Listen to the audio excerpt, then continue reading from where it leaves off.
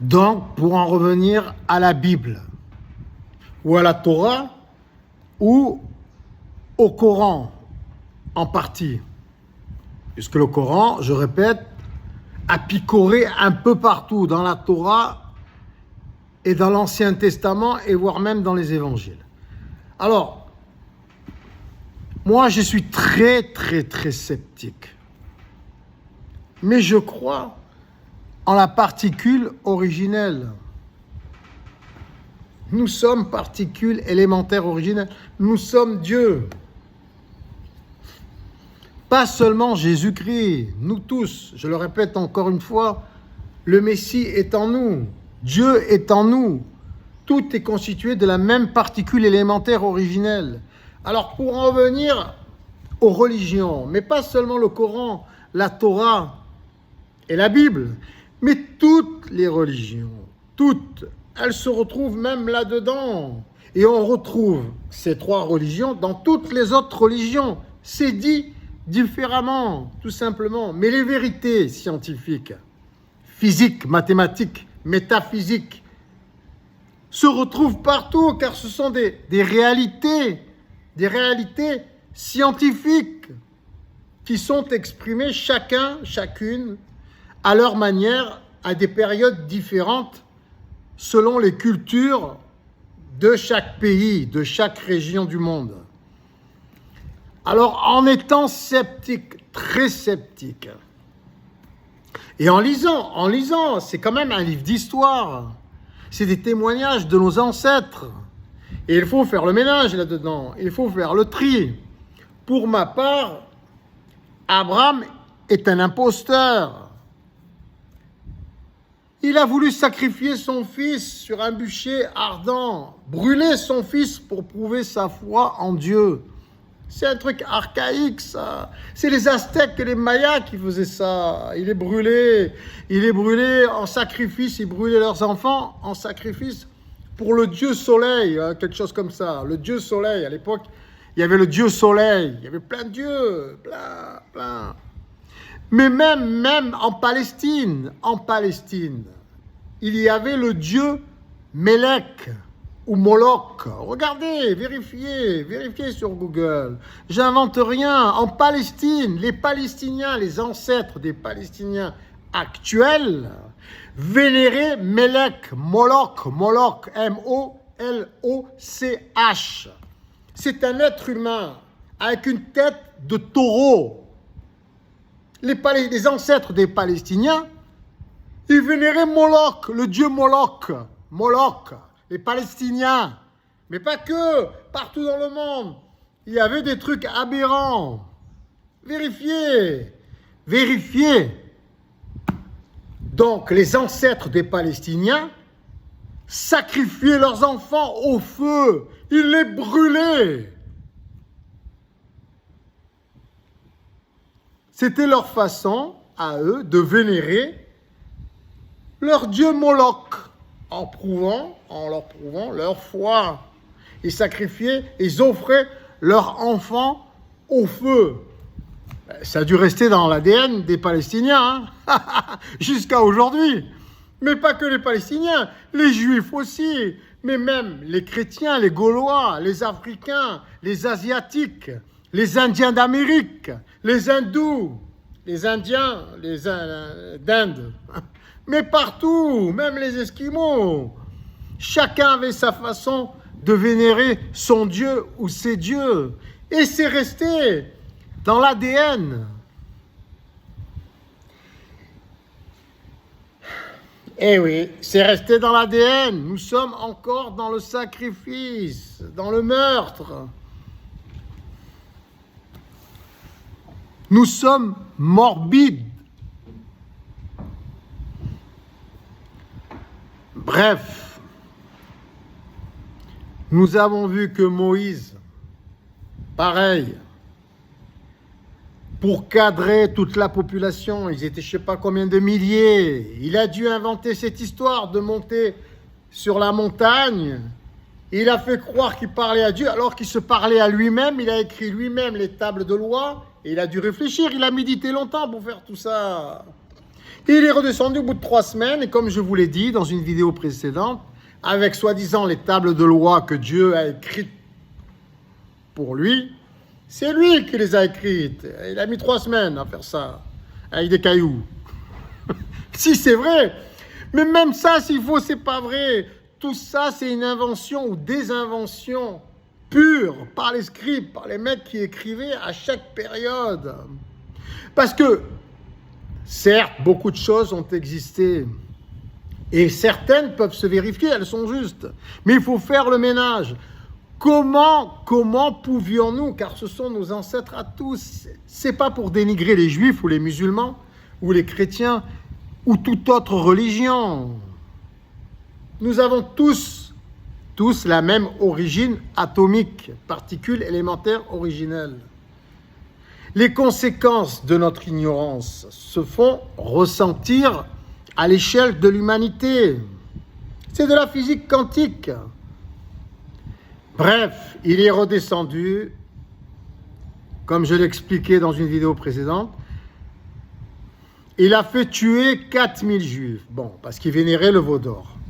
Il fallait donner des exemples, même quitte à tuer les enfants de son propre frère Aaron, soi-disant, parce qu'ils n'avaient pas suivi le protocole pour entrer dans la tente du rendez-vous. La tente du rendez-vous, c'était le temple où Moïse rencontrait, communiquait, et les prêtres communiquaient avec Dieu, soi-disant. C'est là plutôt où il faisait des barbecues et il s'empiffrait des sacrifices de tous les taureaux, de tous les béliers, etc., qui faisaient griller et ils se les empiffraient gratos. C'était ça la réalité. Mais il fallait faire peur à la population pour la maintenir. Voilà. Et etc., et j'en passe.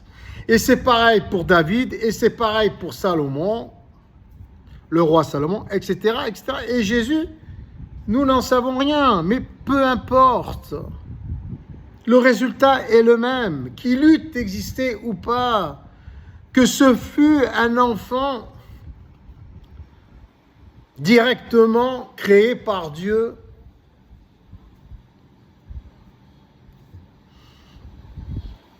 avec la Vierge Marie, ou que c'eût été un enfant né hors mariage. C'est la même chose. Nous sommes tous, de toute façon, sur le plan quantique des enfants sacrés. Nous sommes tous des particules élémentaires originelles. Donc nous sommes tous issus du cosmos, du Big Bang, de l'énergie cosmique, des atomes cosmiques. Le Messie sommeille en chacun de nous, mais pas seulement le Messie. Tous les monstres de la terre aussi sommeillent en nous. Nous pouvons tous être en colère, nous pouvons tous être envieux, nous pouvons tous être égoïstes, nous pouvons tous être agressifs, pervers, tordus, manipulateurs, menteurs, etc. Et c'est là. Et je vais parler que de l'hindouisme. C'est justifié le fait qu'ils aient des tonnes de dieux à vénérer, car chaque trait de notre personnalité peut être considéré comme un dieu, même les pires monstres qui sommeillent en nous sont des facettes divines que nous devons certes apprivoiser, mais qui sont utilisées pour faire encore aujourd'hui des choses horribles.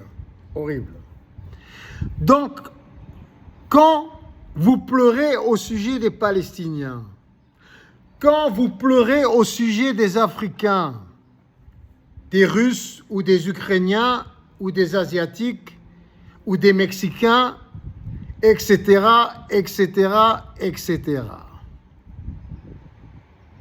Vous pleurez sur vous-même. Nous pleurons sur nous-mêmes, car nous sommes sur le plan quantique physique tous interconnectés au niveau des particules élémentaires originelles. Si vous avez étudié un peu de physique quantique, c'est d'actualité, on en parle partout sur les réseaux sociaux.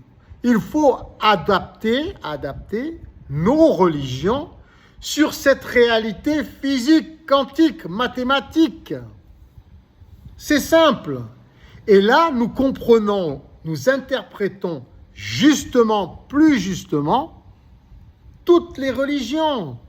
Et nous pouvons tous trouver un terrain d'entente. Et quel est ce terrain d'entente pour organiser notre nouveau monde? Quel est ce terrain d'entente? Quel est ce terrain d'entente? Ce terrain d'entente, c'est puisque nous faisons qu'un sur le plan quantique, particules élémentaires originelles. Nous avons donc tous les mêmes intérêts, car nous sommes unité dans l'univers. D'accord? Donc, maintenant que nous sommes assez intelligents pour le comprendre, notre organisation sociétale actuelle, nous serons tous d'accord pour dire que c'est une organisation sociétale, mondiale, masochiste, car nous nous faisons payer à nous-mêmes le prix de notre propre évolution. Juste ou pas? Donc, quelle est la solution? La solution existe depuis toujours. Depuis que nous sommes préhistoriques, j'allais dire. Depuis que toutes les tribus existent dans le monde, depuis toujours. Chacun doit avoir sa mission selon ses compétences, ses prédispositions et travailler gratuitement pour toute notre famille, l'humanité, selon des méthodes spécifiques et personnalisées pour chaque être humain, comme nos ancêtres tribaux de nos tribus respectives ancestrales l'ont fait, mais maintenant réactualisé grâce aux nouvelles technologies, en l'occurrence l'intelligence artificielle, mais pas que, toutes les nouvelles technologies, nous pouvons organiser un bénévolat général mondial intelligemment. Et ça implique quoi? Ça implique une constitution mondiale, une constitution politique où tout le monde s'entend à dire que nous sommes d'accord qu'il y a 5 lois d'intérêt général mondial, que tous les courants de pensée mondiaux sont d'accord pour dire qu'elles sont d'intérêt général mondial. Quelles sont-elles?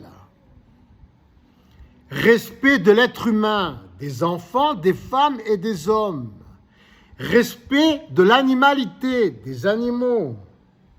Respect de l'environnement. Respect de la sécurité dans son ensemble. Respect de l'hygiène.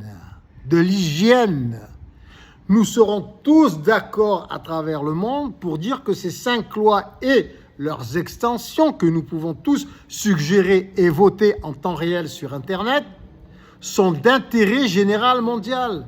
À partir de là, nous pouvons organiser un bénévolat général mondial intelligemment grâce aux nouvelles technologies qui auraient pour conséquence une gratuité générale mondiale. Ce qui implique que nous ne serions plus limités par des budgets pour une créativité mondiale sublime, essentielle, pratique, confortable, esthétique, personnalisée. À ce moment-là, nous travaillerions tous ensemble dans l'intérêt général mondial.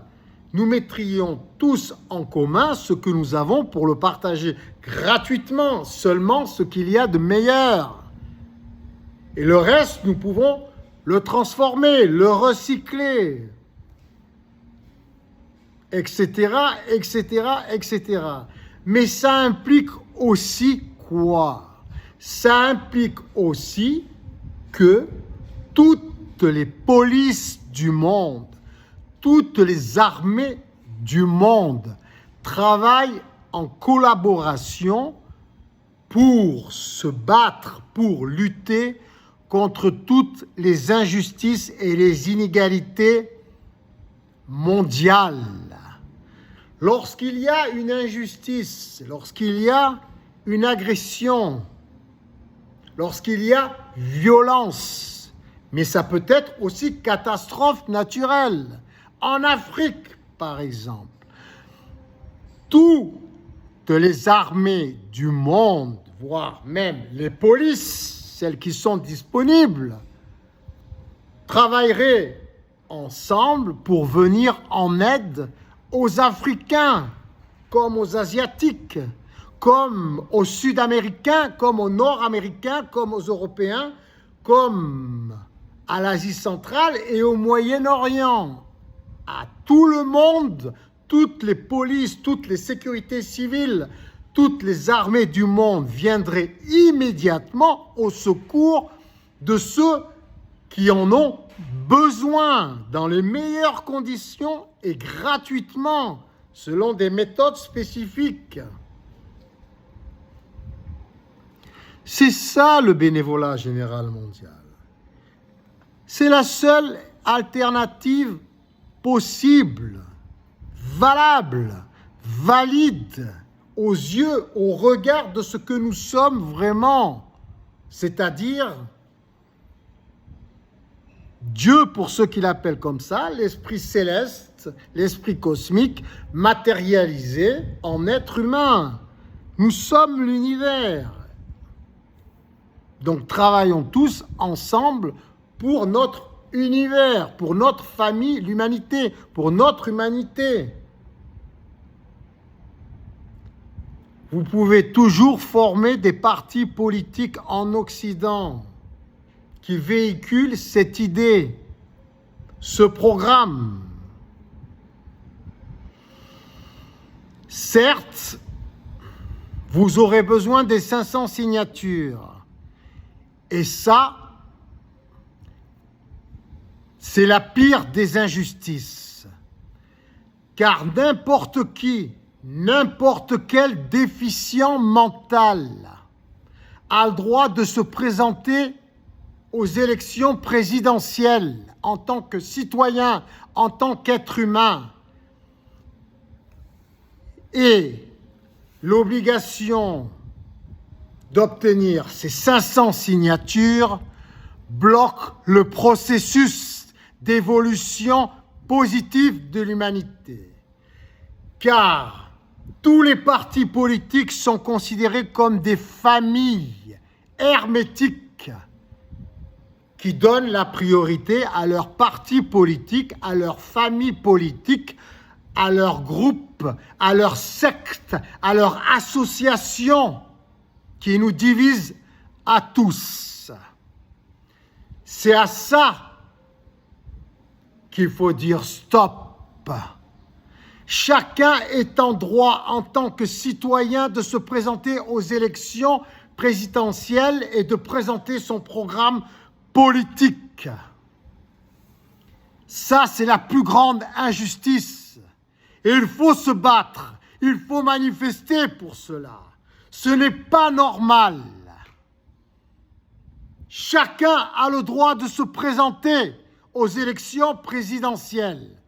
Chaque citoyen, chaque être humain, ce n'est pas normal. La politique, à l'heure actuelle, appartient à des familles politiques constituées comme des mafias, sûrement malgré elles, on va dire. Car ce n'est pas dans leur intérêt, ce n'est pas dans l'intérêt général mondial. Et elles doivent comprendre, toutes ces familles politique, mafieuse malgré elle, que chaque être humain a le droit de se présenter et de proposer son programme, même s'il est farfelu, superflu, et qu'il paraît même